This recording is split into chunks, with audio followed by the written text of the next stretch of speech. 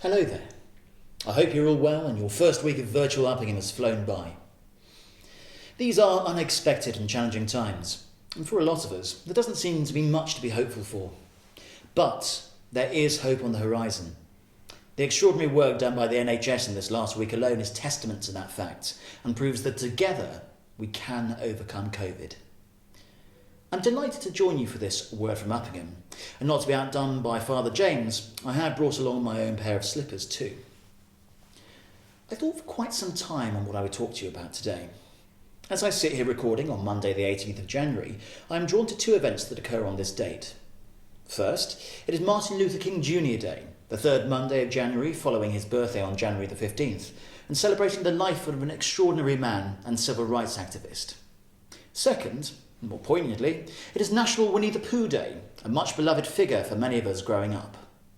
So the question is, what relevance do these two topics have? What does the work of Dr. King mean for us today?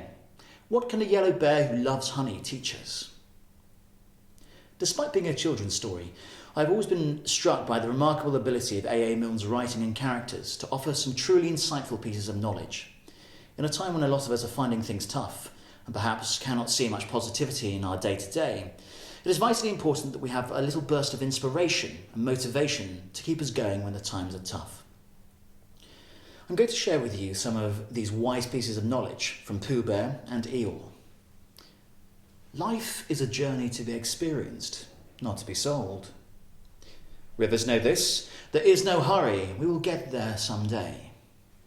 You are braver than you believe and smarter than you think.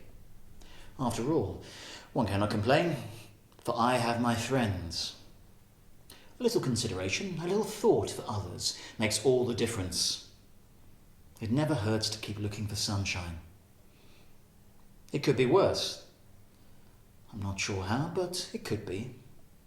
And of course, the most wonderful thing about Tiggers is that I'm the only one. Now, as I'm sure many of you will know, on Wednesday, Joe Biden is set to be inaugurated as the 46th President of the United States of America. Before this occurs, Senator Kamala Harris will be sworn in as the first female and first woman of colour to hold the office of Vice President of the United States.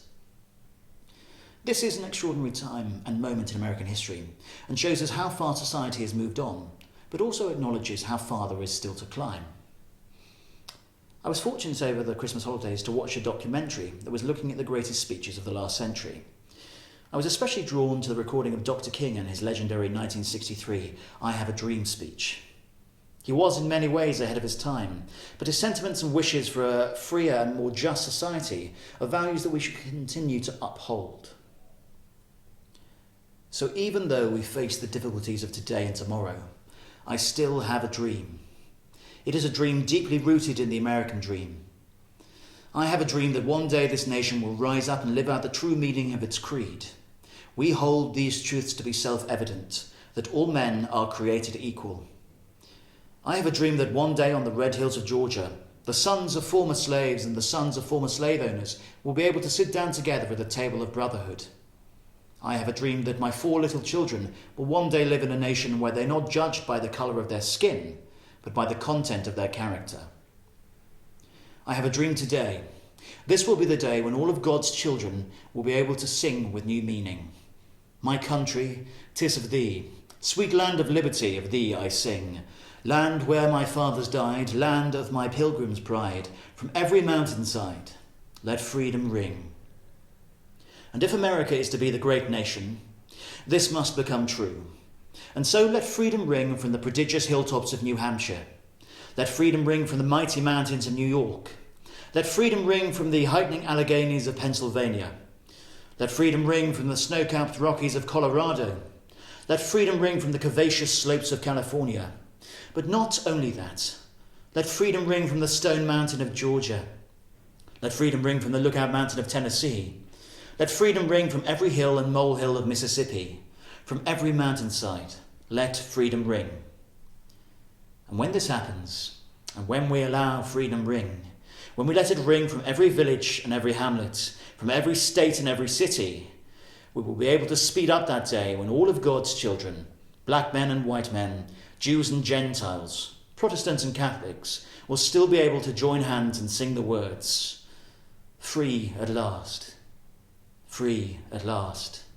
Thank God Almighty, we are free at last."